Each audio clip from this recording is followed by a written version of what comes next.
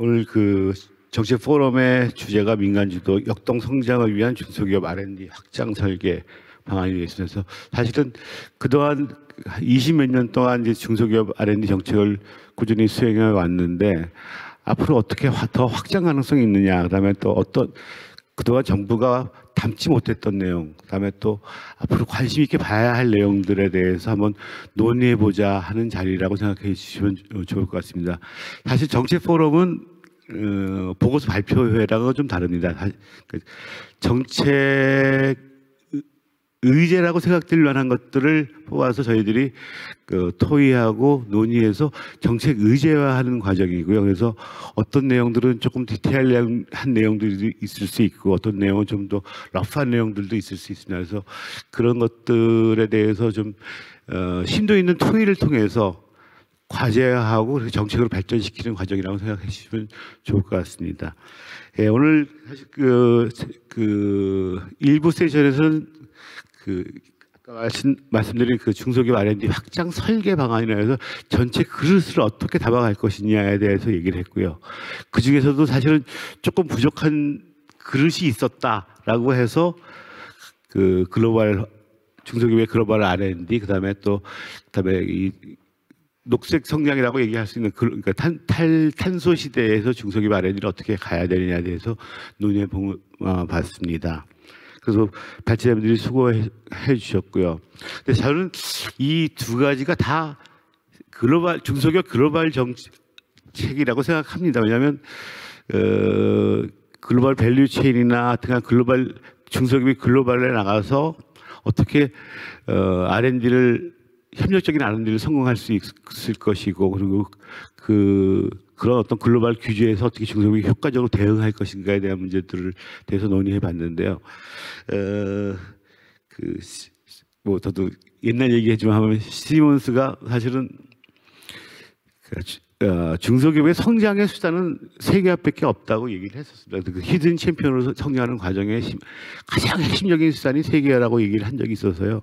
그래서 그런 것들이 오늘 그 토의 안건에서 보여줬던 내용들이 되겠고 그것들을 앞으로 어떻게 효과적으로 정책으로 담을 것인가는 저희 연구진들 그다음에 많은 어떤 관계 기관에 계신 분들의 어떤 노력의 결과일 거라고 생각합니다. 그래서 그렇게 잠깐 말씀을 드리고요. 뭐 세부적인 내용은 시간이 좀 많이 흘러서 좀 나중에 다시 한번 종합적으로 말씀드리도록 하고 오늘 그 토론자분께서는 사실은 그 두 가지 주제에 대해서 발표 자료를 만들어 갖고 오셔서 그것도 좀 시간이 좀 걸릴 것 같더라고요. 그래서 하나는 그 기보에서 새롭게 AI를 도입해서 하고 있는 기술 평가 체계에 대해서 잠깐 소개해 주실 것 같고요. 또 하나는 기존에서는 앞으로 탄소 중립과 관련돼서 어떤 계획을 갖고 계신지에 대해서 말씀해 주실 것 같습니다. 그래서 우선 이재식 실장님께서 먼저 말씀해 주시고 발표해 주시고 그다음에 또 그다음 순서 넘어가도록 하겠습니다. 네, 방금 차장님한테 소개받은 기보 이재식 실장입니다. 조영래 박사님이 스테이지 게이트 말씀 주셨는데 쿠퍼가 엄청 좋아하겠습니다.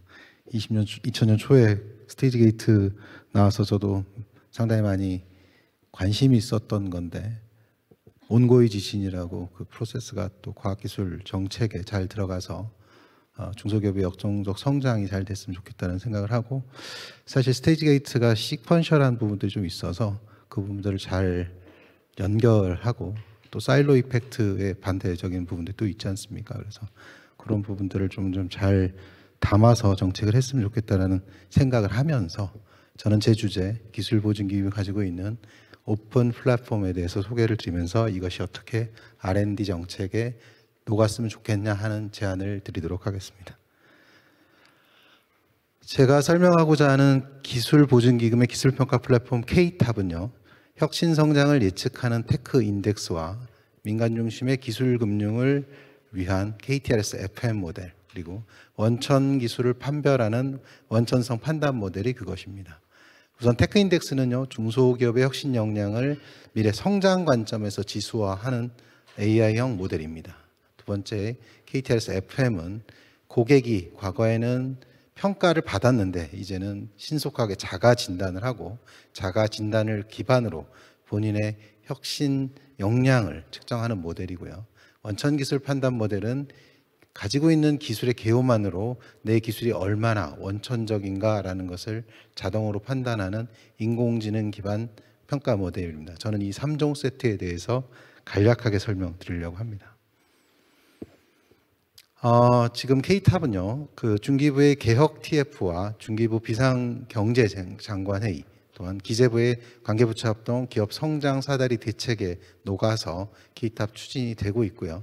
지난 장관께서 중기 혁신 심의회에서 K탑을 의결하셔가지고 내년부터는 중기 R&D 과제 12가지 과제에 약 7,500건의 과제를 평가할 계획으로 있습니다. 우선 테크 인덱스에 대해서 설명을 올리도록 하겠습니다. 제가 모두에 설명드렸듯이 중소기업이 얼마나 혁신 역량을 가지고 있는가라는 것을 0점에서 100점 사이에 지수로 만든 신경망 기반 시스템인데요. 일반적으로 혁신이라고 하면은 인프라 투입 활동 성과의 4대 혁신 활동을 가지고 구성을 하는데요. 이 구성뿐만 아니라 이러한 인프라 투입 활동 성과가 미래의 고성장과 지속 가능 성장에 얼마나 지수로서 표현할 수 있는가라는 종속 변수를 가진 특별한 지수라고 설명할 수 있습니다. 기업들이 혁신 역량이 초기에는 낮을 수도 있고 높을 수도 있는데 그 기업들의 시계열 추적을 통해서 기업들의 혁신 역량도 추적할 수 있고 기업들의 세부적인 혁신 역량, 인프라가 얼마나 되고 투입이 얼마가 되고 각각 그런 부분들도 활동할 수 있고 측정을 할 수 있고 산업, 업력 또는 기업군별로 측정을 할 수 있습니다. 이거는 작년에 저희가 스태피하고도 공동 연구를 하면서 김선호 연구원님하고 했던 펄러시 믹스 부분에서도 기업들이 R&D, 즉 보조금만 받는 것보다는 보증이라든가 또 투자 또는 세제 혜택을 믹스해서 하는 것이 혁신 역량이 높다라는 것도 연구적으로 밝힌 부분이 있습니다. 테크인덱스는 R&D 사업에 좀 적용할 수 있다고 저희는 생각하고 있는데요. 사업 공고부터 최종 선정 단계에 있는 다양한 R&D 선정 과정에서 사업 공고 시에 신청 자격을 자가 진단하고 서류 제출 시에 사전 필터링을 해서 행정적 여력을 조금 더 남길 수 있고 그다음에 최종 평가 과정에서 중간에 선정 평가의 보조 자료 또는 협력 자료로 수단이 활용이 돼서 기업을 잘 평가할 수 있다고 판단됩니다. 아울러 뽑고 기다리고 뽑고 기도하는 것보다는 뽑고 성과 관리를 예측하는 것이 중요하기 때문에 성과 관리에도 활용될 수 있다고 판단됩니다. KTRS FM은 저희가 20년 동안 기술평가 모델을 보증에 활용했던 것을 민간에 개방해서 빠르고 신속하며 객관적인 자료로 평가할 수 있는 모델입니다. AI 기법을 갈아 넣었지만 사람들의 인터페이스는 AI가 하는지 모르고요. 그것을 통해서 기술 사업화 등급을 아주 짧은 기간 안에 평가할 수 있습니다. KTRS FM은 과거 상담, 서류 등의 다양한 절차에서 절차 프로세스를 줄여서 기업이 바로 진단하고 그 결과를 바로 피드백 받기 때문에 피드백 받은 결과로 기보의 보증 상담이 되는 소위 말해서 원스톱 프로세스가 가능한 절차라고 판단되고 있습니다. 마지막으로 원천 기술 평가 모델인데요. R&D 하게 되면 뭐 완천 기술이 좋다, 원천성이 얼마나 좋다라고 하는 정성적인 부분들이 굉장히 많은데 저희는 이러한 정성적이라는 부분들을 원천 기술이 가지고 있는 핵심성, 독창성, 가치 창출과 파급성이라는 4개의 큰 크라이테리아를 가지고 원천 기술을 등급화했습니다. 이 결과로 유사 기술의 트렌드라든가 이 기술이 얼마나 집중도 있는지 또는 내가 가진 기술이 시장 안에서 얼마 정도의 위치를 가지는가라는 정보를 통해서 중소기업의 원천 기술을 판단하고 기술 사업화 결정하는 판단 도구로 활용될 수 있을 것이라고 판단됩니다. 제가 설명드린 이 3종 세트는 기업의 자가 진단과 기술 혁신을 견인하고 기업 선별 지원에 활용될 수 있으며 중소기업 및 연구자들의 정책 연구에도 활용할 수 있을 것이라고 판단됩니다. 이상으로서 짧게 테크인덱스 3종 세트에 대해서 설명드렸습니다. 감사합니다. 계속해서 기저원의 장경진 실장님께서 말씀해 주시겠습니다. 잠깐 토론을 맡게 된 중소기업 기술정보진흥의 장경진이라고 합니다. 저희는 이제 짤막하게 오늘 그 앞에 그 확장 중소기업 R&D 확장에 대해 말씀을 일부에서 해주셨고, 그리고 오늘 이제 글로벌과 탄소 중립에 관해서 말씀해 주셨고요. 그래서 이런 부분들이 실질적으로 이제 기업들에게 지원이 되는 과정들은 실제 이제 정부 사업 프로그램이라는 형태로 이제 구체화돼 가지고 중소기업들에게 이제 지원이 이루어질 겁니다. 그래서 중소벤처기업부 이제 R&D 전문기관이 이제 저희가 이제 중소벤처기업부와 함께 이제 이런 실제 사업 프로그램들을 진행할 텐데요. 현재 24년 현재 존재하는 것과 이제 25년에 진행 예정인 것들을 조금 설명을 드리면서 이런 부분들이 앞서 말씀드렸던 글로벌이나 탄소 중립들, 그다음에 전략 기술에 대한 투자들이 어떤 식으로 진행될지를 간략하게 말씀드리는 자리로 하도록 하겠습니다. 크게 이제 중소기업 R&D 지원 사업 1조 한 4조 원 정도 24년 기준으로 했을 때 한 지금 한 5가지 정도 나눠봤습니다. 어떤 공식화된 기준이라면 조금 이해 편하시도록 대표적인 6개 사업들을 조금 묶어보았습니다. 전체적으로 중소기업 R&D 자체는 그 기업의 성장을 지원하는 기술 혁신을 통해 기업의 성장을 지원하는 것들이 이제 전체적인 큰 기둥이라고 생각하시면 될 것 같습니다. 그래서 그런 측면에서 이제 창업 성장 스타트업 단계를 갖다 지원하는 창업 성장 기술 개발과 그다음에 그 창업 단계를 좀 지난 기업들의 이제 그 스케일업을 기술 혁신을 통해 지원하는 중소기업 기술 혁신 개발이 있습니다. 두 사업 다 상당히 오래된 사업들이고 중소기업 기술혁신개발은 97년 이래도 현재까지 쭉 있는 대표적인 사업이라고 보시면 될 것 같습니다. 그리고 이제 나머지 한 4개는 다시 이것들이 약간 특수한 형태라고 조금 이해해 주시는 것도 좋을 것 같은데요. 하나 첫 번째에서 전제됐던 것들은 기업의 이제 단독 하는 R&D들이었습니다. 그렇다고 한다면은 이제 기업 같은 중소기업 같은 경우는 또 이제 협력을 다양한 주체들과 협력하는 부분들이 중요하기 때문에 사실은 산학연 협력 계열의 사업들이 한 93년부터 해서 꾸준히 조금 명맥을 이어온 부분들이 있습니다. 그래서 대표적인 게 현재 있는 사업 기준으로는 이제 산학연 콜라보 R&D라고 그래서 대학과 연구기관들이 공동으로 중소기업들과 협력하는 형태의 사업들입니다. 그리고 이제 제조혁신과 지역혁신 측면을 말씀드리면은 이제 중소벤처기업부에서 대표적으로 아까 말씀드린 것처럼 이제 중소기업들의 제조혁신을 위하였고 스마트 공장 보급 사업들을 하고 있습니다. 근데 이런 분들이 기존에 있는 것들 이 공급되는 기술들이 계속해서 지속적으로 고도화될 필요가 있고 그것들은 방금 말씀드린 탄소 중립이라든가 아니면 AI 등 새로운 기술의 발전이나 이슈와 연결되어서 공급 기술들이 고도화될 필요가 있기 때문에 그런 측면에서 스마트 제조혁신 기술 개발이라는 사업들을 진행을 하고 있습니다. 그리고 중소기업들 같은 경우는 사실은 수도권뿐만 아니고 지역의 또 절반 정도는 지역에 존재합니다. 그래서 비수도권 여기 14개 시도를 기준으로 했을 때 지역 주력 산업 한 41개에 대해서 중소기업들의 그 기술 개발을 지원해주는 지역 특화 산업 육성 플러스라는 사업이 있고, 이 사업이 이제 24년까지 진행되고 25년에는 이제 지역 혁신 선도 기업 육성이라고 일부 때 말씀해 주셨던 사업인데 이게 지금 예타 면제 결정 이후에 지금 사업비 적정성 검토 중에 있습니다. 후속 사업으로 이 사업이 이제 그다음 바톤 터치를 해서 25년에는 지역 혁신 선도 기업들 육성하는 R&D를 지속적으로 이제 진행할 예정입니다.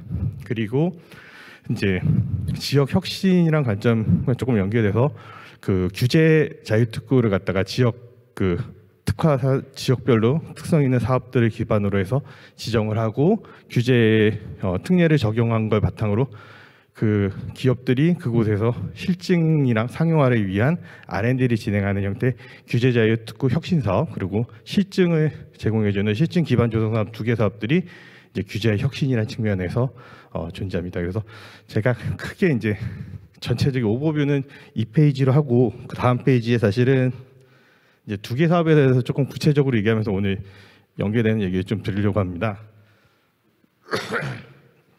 사실 이제 중기부뿐만 아니고 전체적으로 국가 R&D에서 이번에 그 24년, 25년 혁신을 하면서 많이 지적됐던 내용들이 사업 개수가 굉장히 많고 그러다 보니까 정책 효율성 측면에서 여러 지적들이 있었습니다. 그래서 거의 모든 부처를 5개에서 6개 정도 사업으로 이렇게 줄이는 과정이 있었고 대표적인 사업들 중심으로 프로그램 사업들 대표적인 사업들 중심으로 이렇게 줄이는 과정들을 거쳤습니다. 그래서 중기부 같은 경우는 아까 말씀드린 창업 성장과 중소기업 기술 혁신 사업을 중심으로 저희가 중소기업들을 지원해주기 위한 여러 가지 수요들 이 사업들 안에서 세분화를 좀 했습니다. 그래서 이 2개 사업을 설명을 좀 드리고 나면은 제가 서두에 전달드리고자 하는 목적 어느 정도 달성할 수 있을 것 같습니다. 그래서 수출 지향형 수출 중소기업을 대상한 수출 지향형 사업과 그다음에 시장 확대라고 해서 이제 민간 투자와 연계된 민간 투자 연계형 스케일업 팁스 사업들이 이제 중소기업 기술 혁신 개발 사업 안에 있습니다. 그리고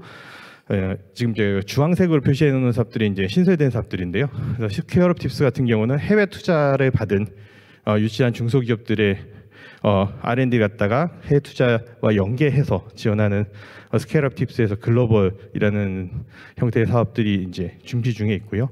그리고 이제 전략형에서 이제 전형적인 이제 글로벌 공동 협력을 위한 R&D 지원 사업들이 지금 이제 이게 이제 25년에 준비 중에 있습니다. 그 외에도 공동 수요 기업과 공급 기업의 공동 수요 기술을 기반으로 하는 R&D 공동 효과형, 그다음에 C나 FDA처럼 이렇게 명확하게 객관적인 인증을 기준으로 그 목표를 달성하는 걸 전제로 하는 형태 R&D들이 준비되고 있고요.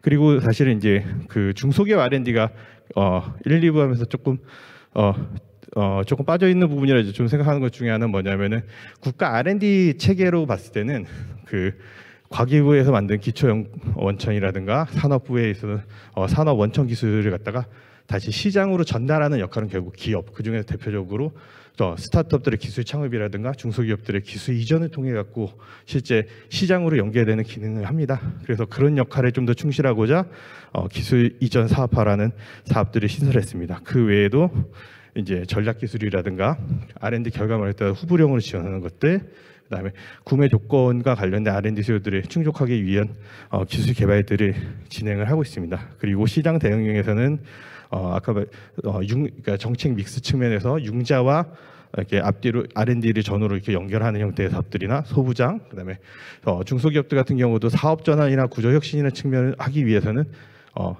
주력 제품에 따라서는 R&D가 필요한 경우들이 있습니다. 그걸 위한 구조 혁신 사업들을 진행을 하고 있고요. 스타트업들을 지원하는 창업 성장 같은 경우는 이제 대표적으로 이제 초기 창업들을 위한 디딤돌이란 기술 개발 사업과 그다음에 이제 잘 아시는 이제 민간 투자 연계된 팁스 기술 개발들이 있습니다.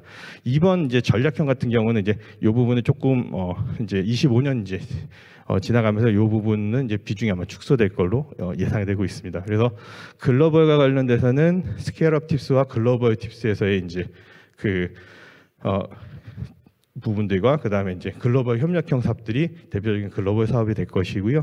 그다음에 저희가 여기서는 안 등장했지만 서두에 말씀드린 것처럼 25년부터 이제 전체 약 절반 이상의 신규의 절반 이상의 전략 기술이랑 그다음에 탄소 중립 관련된 부분에 그 지원을 할 예정입니다. 그래서 그런 부분 그래서 지금 3부에서 말씀 주신 것처럼 그 탄소 중립과 관련된 중소기업들의 기술 개발들을 여기 있는 과제 기업들 지원하는 프로그램들을 통해서 계속해서 중소기업들 수요를 충족해 나갈 생각입니다.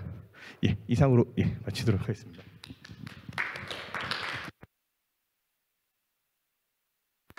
예. 종합 토론 시간 전에 제가 잠깐 말씀을 드리고 그 종합 토론에 넘어가도록 하겠습니다. 사실은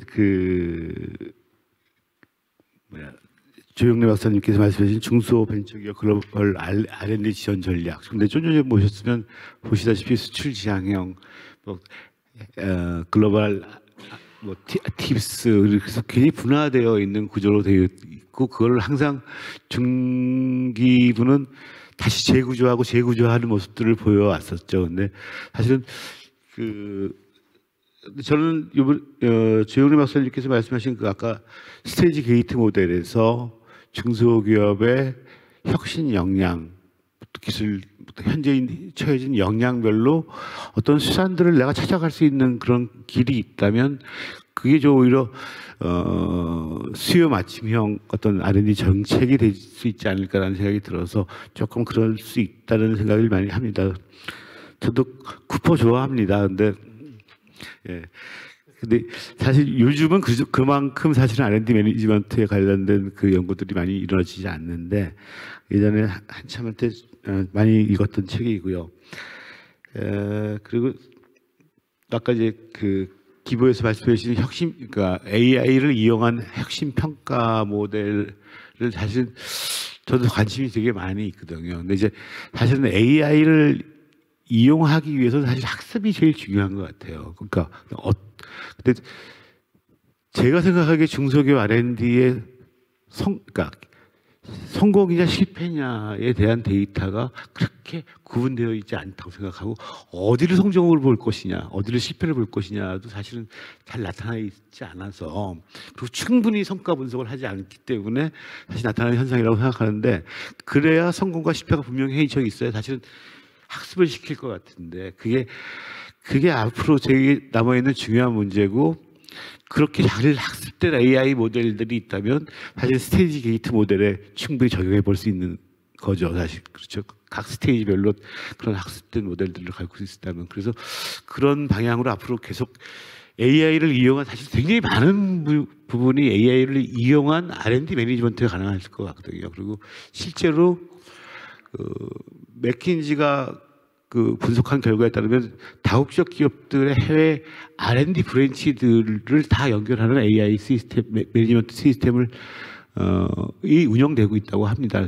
그래서 저희도 한번 그런 어떤 그 디지털 이노베이션 매니지먼트 차원에서의 어떤 그런 노력들도 좀 있었으면 좋겠다라는 말씀을 드리고 제 말씀은 마치도록 하겠습니다. 혹시 하실 말씀 또 있으신가요? 저기 학습 말씀 주셔서 간단하게 AI는 사실 데이터 싸움이고요. 알고리즘은 어느 정도 수준에 올라와 있거든요. 그래서 알고리즘을 싸움하는 것은 그 컴퓨터 사이언스가 하실 일이고 저처럼 이렇게 사회과학을 과학적으로 모델링하는 사람의 입장에서는 데이터 싸움이라는 말씀을 드리면서 원천기술 판단 모델은 과기부나 산업부가 얘기하는 달라나가는 원천이라는 부분들보다는 중소기업 수준에 맞는 원천이라는 게 저는 굉장히 중요하다는 판단을 했고 그 정도의 수준에서 학습을 할 수 있는 데이터가 무엇인가를 많이 탐색을 했고 일반적으로 특허가 선정된 특허와 떨어진 특허가 쉽지 않겠나라는 걸 처음 해봤고 저희 기보가 가지고 있는 80만 건의 평가 데이터를 바탕으로 해서 기업들이 등급이 있는데 등급별로 좋은 등급, 낮은 등급을 해서 이진 분류를 해봤고 마찬가지로 국가과학기술 체계 안에서 NTIS 정보들을 다 수집을 해서 NTIS의 성공, 그다음에 우수 성공과 관련한 이진 분류를 해봤고 이러한 경계 부분들을 굉장히 조금 명확하게 하기 위해서 또 조금 기술적인 노력을 했습니다. 그래서 적어도 그냥 동네에서 쓰는 구멍가게 모델은 아니고 조금 해볼 만한 모델은 이제 좀 됐다. 하지만 좀 겸손한 자세로 어프로치할 필요가 있다라는 말씀 드리고 싶습니다. 시간이 많이 지났는데 저희가 당초는 3시 30분에 끝나도록 되어 있었습니다. 그래서 사실 그 발표자분도 아직 하실 말씀이 더 많으실 것 같은데 오늘은 이만 마치고 그 종합 토론으로 넘기도록 하겠습니다. 수고하셨습니다.